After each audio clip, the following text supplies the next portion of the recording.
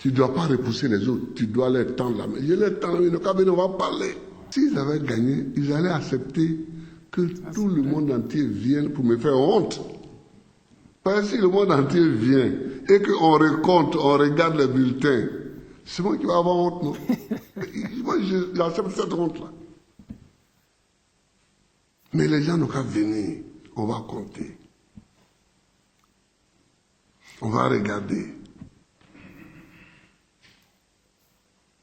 Si tu ne mérites pas un trône et que tu veux t'asseoir dessus forcé,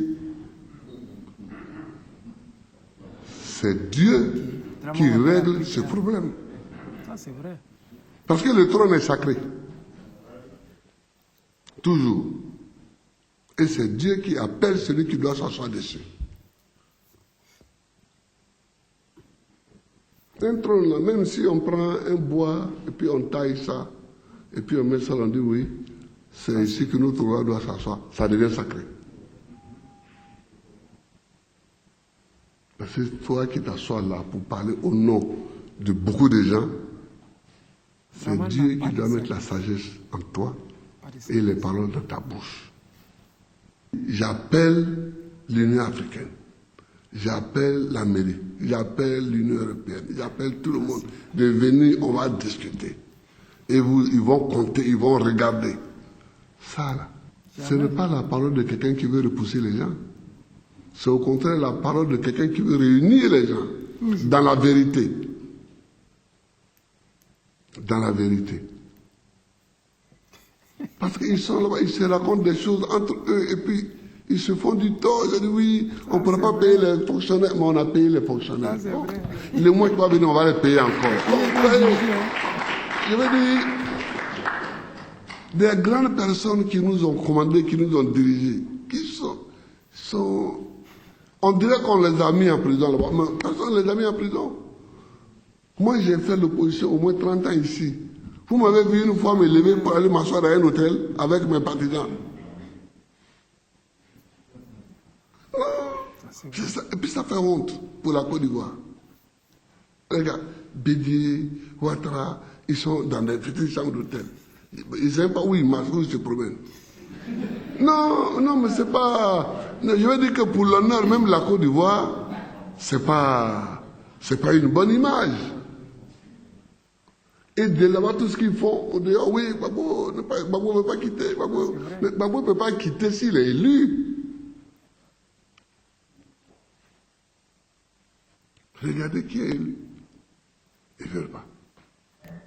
Qu'est-ce qu'il veut faire? Même à l'extérieur, les gens se font manipuler.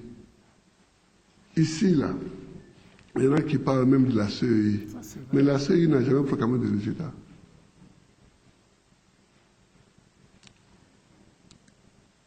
Le mercredi, ça fait à minuit, 3 jours après les élections, le rôle de la CEI est fini. Bon. Moi, je n'ai pas dormi. J'attendais devant le poste de télévision pour voir ce que la CEI va dire. Je suis candidat, donc je ne peux plus donner des ordres. J'attends les résultats comme les autres. Le jeudi, et ce que je dis là est important, c'est-à-dire le délai étant passé,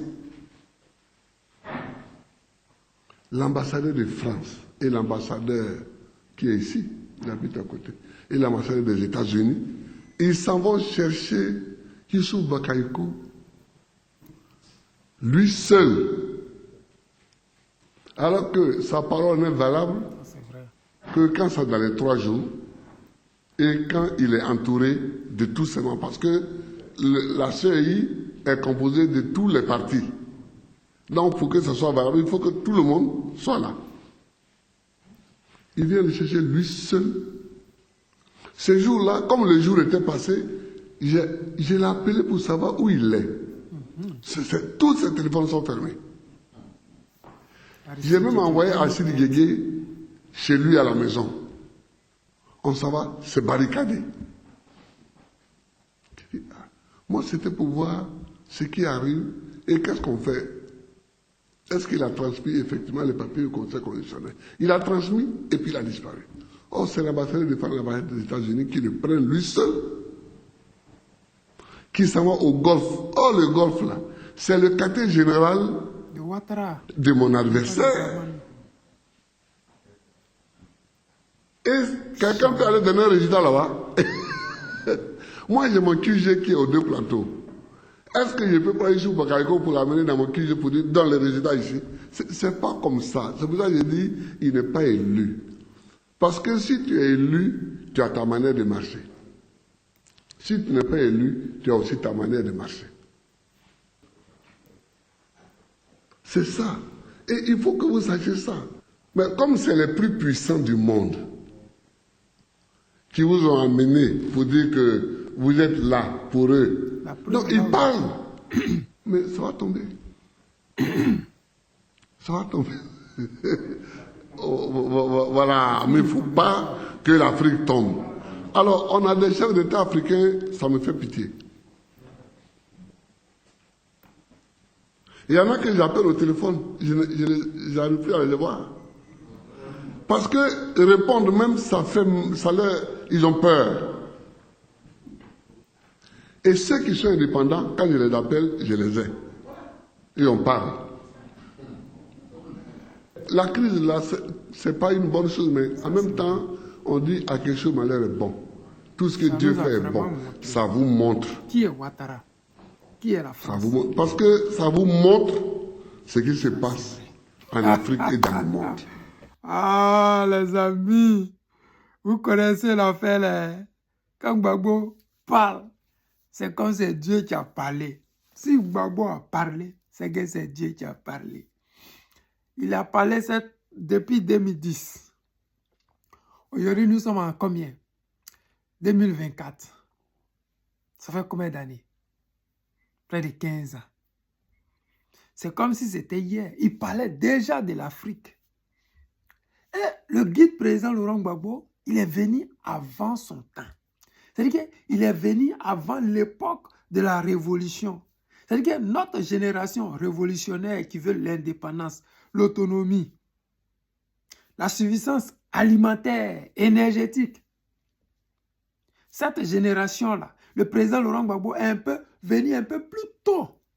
C'est-à-dire que la génération des Assimi Goïta, des Traoré Ibrahim, des Tiani, des dirigeants qui veulent que leur peuple se réveille matin, aille à l'école, déjeune 3 fois par jour. Le guide président Laurent Gbagbo est venu un peu plus tôt que notre génération. Mais il n'est pas encore trop tard. Comme le guide l'a dit, tout ce que Dieu fait est bon. Le temps est un autre nom de Dieu. Et cela étant,